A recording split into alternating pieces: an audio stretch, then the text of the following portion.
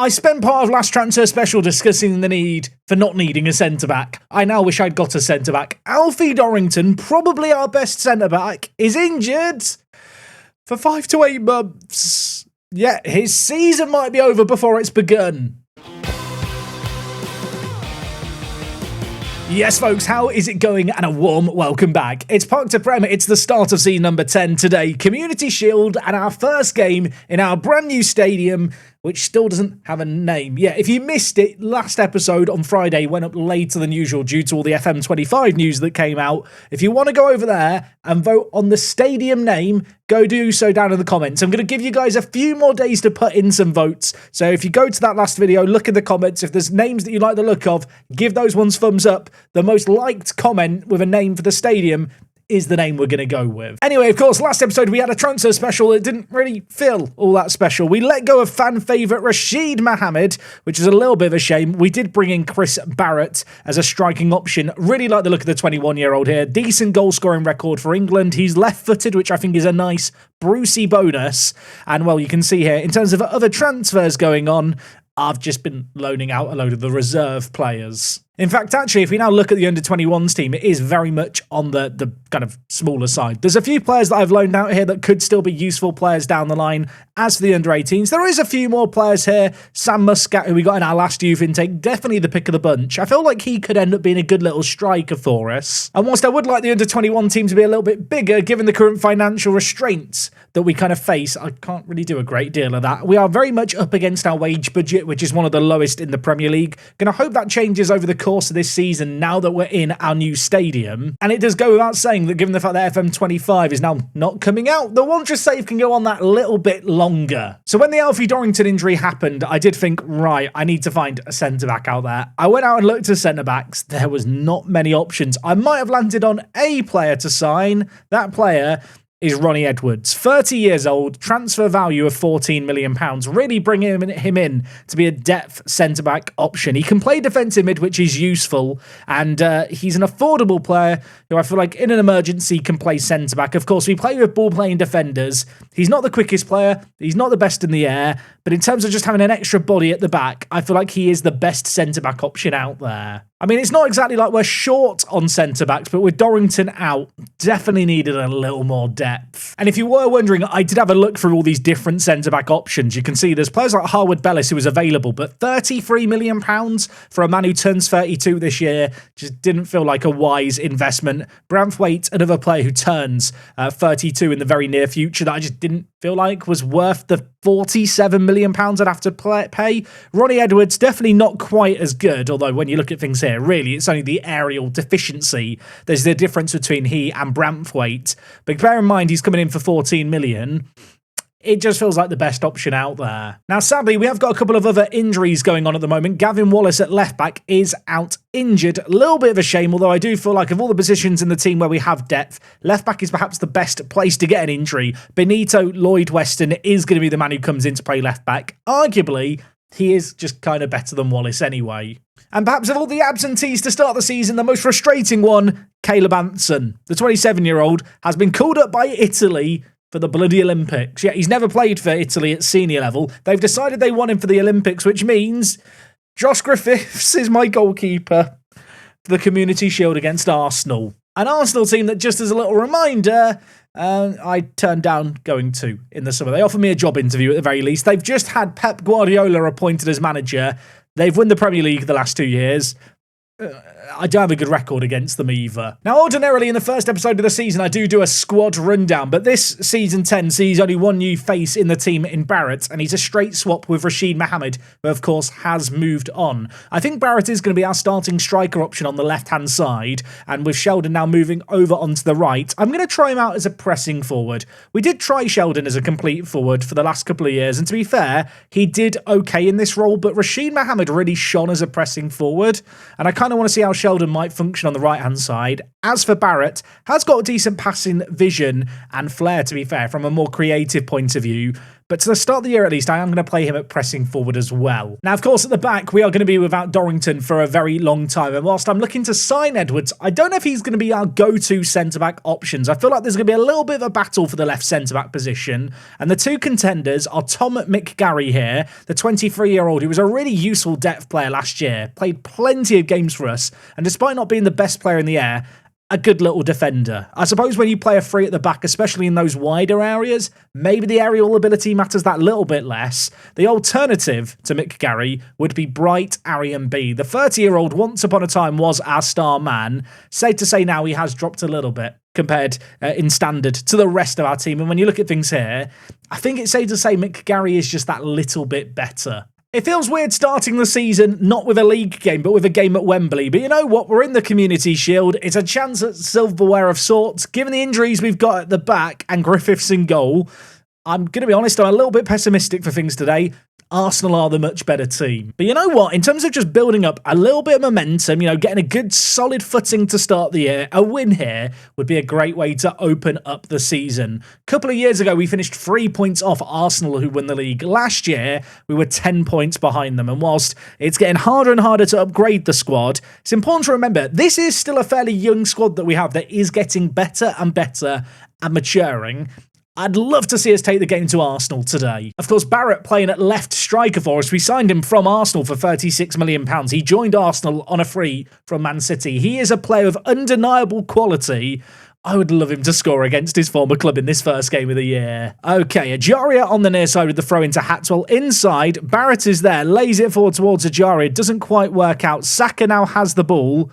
And now, well, they're going all the way back to Tadaro in goal. I've just noticed here, Barrett has a black regen face, but in-game, in the match engine, he's white. You know what? Let's not question it, because he's not a fraud. He's put the ball in the back of the net.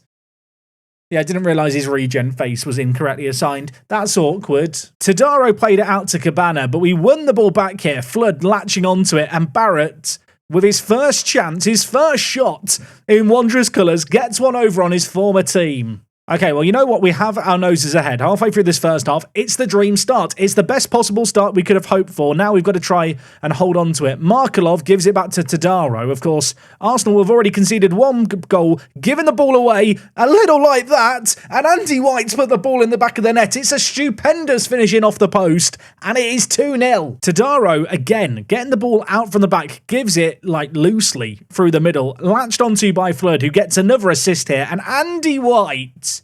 That was a very satisfying finish, wasn't it? You know what? I think we can afford to praise the players here. 10 minutes left of this half. We are looking really good. Flood, 2 assists to his name from Regista. Up top, we've taken the chances that have come our way. Arsenal yet to have a shot on target. I couldn't be asking for a better performance, or could I? A third goal would be nice. Of course, if they now score against a run of play, would be a little bit of a dampening note to end the half on. Henderson, you're a centre-back. Where is he going? Where is he going? He puts in Hatswell. Headers it over. Imagine if that had ended up being an assist for Henderson, the right centre-back, putting in a ball from the left-hand side.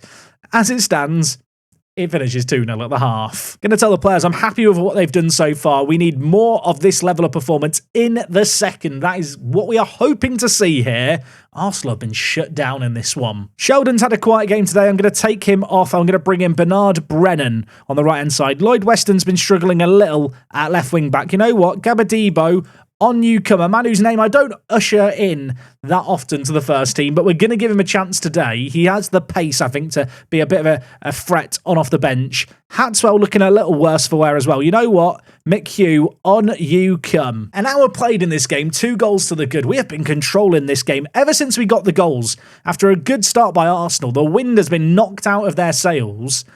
And they're just not really creating anything here. There's 20 minutes left. If they get 1 goal back, we might start to panic slightly, but we have looked solid so far in this game. Very much a match for Arsenal, I think it's safe to say. Markelov, Ignacio, I think he's playing as a libero. He has really stepped up into the midfield here. Martinelli, looking for options. Odegaard, back to goal. Gives it back wide to Markelov. Arsenal patient and probing here. They are penning us back a little. I want to believe there's the chance of the counter-attack, but right now, we don't look close to getting the ball off them. Movement in behind here we need to be wary of. Cabana, inside to Odegaard, crosses it in. Henderson heads it away. Brennan, fresh off the bench, can't extend his fresh legs to win the ball. And now Martinelli shoots. Oh, my word. Okay, well, that's a good goal, isn't it? For some reason, I was sat just anticipating the counter-attack. I was convinced that Bernard was going to get on the end of that ball there. As things stand, Martinelli picks it up, chased by 3 men, spanks it into the bottom corner. I mean, it's a goal back for Arsenal here. There's now part of me that wants to kind of change up the system really radically, but I know that is just not the best of ideas. I'm going to bring in Mainu and just move him into deep line playmaker on defend to try and see out this game. McHugh can go to defensive midfielder on defend as well. I'm going to get rid of the look for underlap instruction. I don't want to change things too much here, but at the same time, I'd be lying if I was to say I'm not a little bit nervous. Arian B I'm going to bring in too. Ashley Phillips on a booking on a 6.3 rating, not having the best game at centre-back. I've made 5 changes. I've made my bed. Now I've got to lay in it. And I hope the changes I've made are the right ones. Mainu, Barrett, plays it wide. Gabadibo, I bigged you up, mate. I don't bring him on often, but I brought him on here. And he skips past his man. He whips in. Bernard Brennan is great in the air. And he's done what he does best. He headers it down. It's 3-1. The subs link up. I look like a genius. I'll tell you what, that was a Gavin Wallace-esque assist here by Gabadibo. He whipped it in, and Bernard Brennan is so good in the air, nods it down. Tadaro got close, but not close enough to keeping it out. Still 6 minutes left here, and now Arsenal have a corner all of a sudden. It's whipped in, they've scored. Do I need to panic? I'm not going to panic, but do I need to? I'm not sure who's meant to be marking who at the back post here. Andy White has forgotten how to jump. That is awkward for him, isn't it? 7 minutes of added time here. Why so much? Why so much? I'm just going to hope it goes by. There's 3 minutes left. Attacking-wise, we've put in a great performance. We've already conceded 1 corner. Please not again, Football Manager. The goalkeeper's up for them. The goalkeeper has gone up. Cabana, edge of the box, Odegaard, could shoot, does shoot. It deflects against the woodwork. We clear it away. And now just end the highlight and end the game, Football Manager. Wave off this fight. Stop it. I want to win silverware. I'd love to get this result here. And yet, despite the fact there's less than 2 minutes left, it doesn't feel like a done deal yet. Mick Garry to Gabadibo. Why is the highlight not ending? Are we going to create something? Barrett, McHugh, Ajaria could pull the trigger, does pull the trigger. Probably shouldn't have pulled the trigger. Okay, 7 minutes played, 7 minutes gone. Wanderers FC, first silverware of the year. I know, it's not a real trophy. Let me celebrate it. For all the games we bottled at Wembley, for all the games we bottled against Arsenal, we've won this one here, and Ajaria is going to be the man to hoist the trophy aloft. What a beautiful sight it is to see the Community Shield raised. I mean, I want to savour this. It's the Community Shield. This is Tin Pot, isn't it? Who watches the Community Shield being lifted? Get me out of here. Despite the injuries, we had a few key players missing. That is a great result to get. Barrett, the ex-Arsenal man, scored against his former club. Oh, it's bringing a tear to my eye. Carl Flood, by the way, man of the match in that game. 2 assists to his name. A man who I feel like is a little underrated in and amongst all the different players we have at the team. He loves big matches. He turned up in that big game there. Anyway, we are not done yet. We've got a relegation scrap in the Premier League. It's Wanderers v West Ham, the bottom 2 teams on alphabetical order doing battle. Does that make it a relegation scrap? I'm going to claim it does. In some other news, by the way, Andy White and the Media Dream 11. Things you love to see. Right, this next game's in a week. Don't go anywhere. Let's try and make it 2 wins in 2. So some good news, I think. Ronnie Edwards has signed for us for £15 million. I'll be honest, I wish there was a better centre-back out there for £15 million, but in terms of a stopgap option for half a year, who isn't going to cost an arm and a leg, isn't expecting outrageous kind of wage demands, and also I think can fit our system quite well. He's either-footed, so he can be really versatile. I feel like he's as good a solution as we were going to get. Anyway, I don't believe I mentioned it last episode. Our media prediction for this year is 8th place in the Premier League. We've slowly been climbing in terms of our season preview ranking over the years. We're very close to kind of being the best of the rest outside of the teams you'd perhaps understandably expect to be the established elite in the Premier League. As for West Ham, their media prediction is 11th.